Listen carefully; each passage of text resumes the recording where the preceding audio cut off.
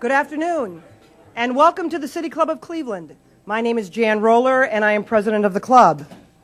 Here, during our Friday forums at the City Club, we discuss important topics of the day, and it has been recently reported that 4 forces have come together and gained strength to make education reform one of the country's top priorities. First, there is the rise of reformers, such as our speaker today, Joe Williams, Executive Director of Democrats for Education Reform, known as DFER. The reformers are in daily communication through blogs and emails in their efforts to help build the movement. Second, there is a new crop of Democratic politicians across the country, including President Obama, who seem willing to challenge the teachers' unions. It is the hope of many that the administration's race to the top revolutionizes public education. Third, there is the boost given to school reform by high-powered foundations, like the Gates Foundation, which have financed important research and pilot reform projects, and by wealthy entrepreneurs who have poured seed money into charter schools. And fourth, there's the charter school movement, which has yielded an increasingly large and vocal constituency of parents whose children are among the more than 1.5 million students attending more than 5,000 charter schools. After more than a decade of frontline newspaper reporting on education reform, Joe Williams, in 2007, decided to make that reform his full-time job in order to implement the social change for which his investigative journalism had repeatedly called. Joe knew from his research and writing that the failure of American public education is a political problem, which demands a political solution. A solution that draws on all communities and community leaders who are committed to putting America's children first. While DFER views that both political parties have failed to address the tragic decline of our system of public education, its focus is on the Democratic Party and challenges it to be a champion that places the interests of children before the demands of adults. Joe previously worked as an award-winning education journalist for the New York Daily News. He also served as an education reporter with the Milwaukee Journal-Sentinel, where he won numerous local, state, and national awards for his coverage of the Milwaukee public schools and at that city's groundbreaking school choice programs. In addition to studying reform efforts in Milwaukee, Mr. Williams has completed exhaustive research on the challenges of individual school districts in cities such as New York City, Los Angeles, and San Diego. He has developed expertise on national education policy, such as the No Child Left Behind legislation, and on state issues involving the growing charter school movement. He lives in New York City with his wife and children, both of whom attend public school. And we're very happy to have you here today. Ladies and gentlemen, please welcome Mr. Joe Williams.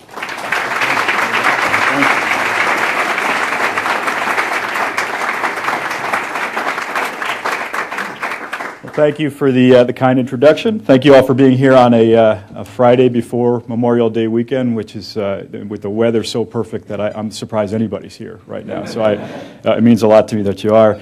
I'm a child of the 70s, so the gong for me has totally different connotations from that television show. To have the gong before you flop is weird for me, but thank you all for being here. I think the reporting that she referred to in the introduction about sort of the forces that are gathering right now around the country.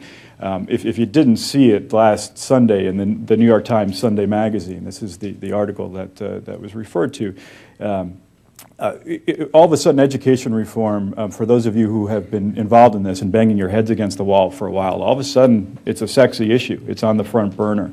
I say that at the front end to suggest that we may not have a very long window to make the most of this.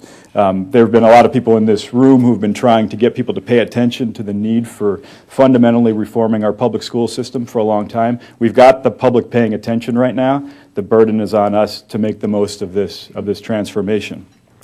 So indeed, we are at a very transformative time in public education.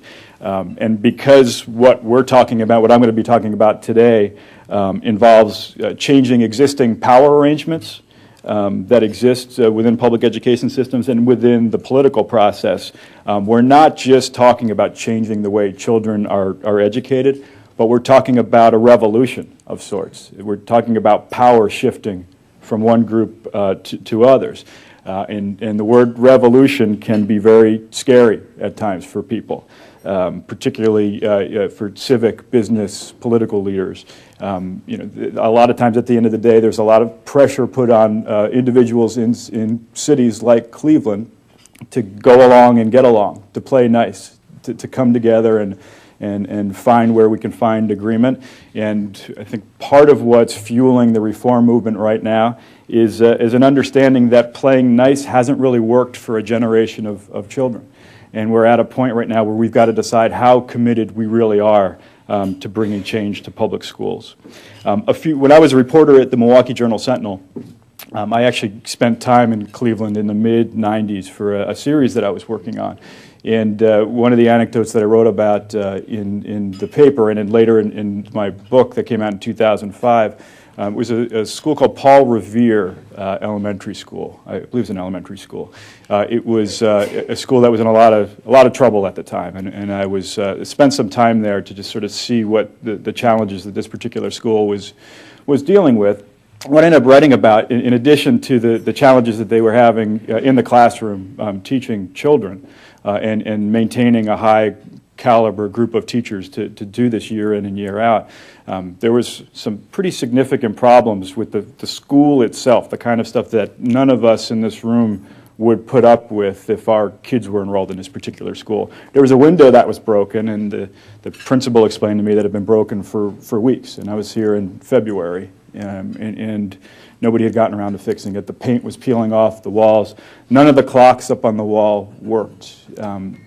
Just a whole series of problems with the physical plant, which to me really sent a message to all the kids that were walking into that school that day that their education really didn't matter. That, it's nice that they're coming to school, but go ahead, good luck to you, you're on your own kind of thing. This is sort of the message that this physical plant of this school was sending to their kids. One of the things that I wrote about and when I went back to Milwaukee and wrote about it in the series is at that particular week, actually the same day that I was at this school, there was a wild public hearing at City Hall that dealt with the new football stadium, which hadn't been built yet. And there was this raging debate over, one of the things that was being debated was what color the seats were going to be. And I just thought to myself, this is not just Cleveland. This is the kind of thing that we're seeing all over the country right now. We're seeing people get energized about lots of things, which is all part of civic life and civic discourse and getting involved and having a stake in what's happening in their communities. But the sad reality was there was nobody showing up for a hearing about whether the clocks were the right time in schools like Paul Revere, whether we were getting our schools in a way, set up in a way that was going to be inviting to children to begin the process of actually thinking about how we're educating them, much less how we welcome them when they come in our doors. So what we're seeing right now around the country, and this is why I think this is such a significant period in time, is a growing number of leaders who are stepping up and saying enough is enough. Our priorities are not only out of whack at times. We've been investing in systems that aren't working, and even worse than that, on the political level, we've been patting ourselves on the back for supporting systems that haven't been working for way too many children. One of the points that I try to make all the time is that anytime a politician right now is standing in front of a school for a campaign ad saying that they're a proud supporter of public education, I mean, we all have to start asking questions about, well, which part of public education are you supporting? Are you supporting the part where half of our kids are making it through to graduation? Are we supporting the part where the windows get broken and don't get fixed for a while? We've sort of engaged in a code of silence for a long time, and it makes people really uncomfortable to have to talk about the reality. But we're at this point right now, if we don't use this opportunity to have that conversation about what ought to be happening in our schools, we're gonna miss it.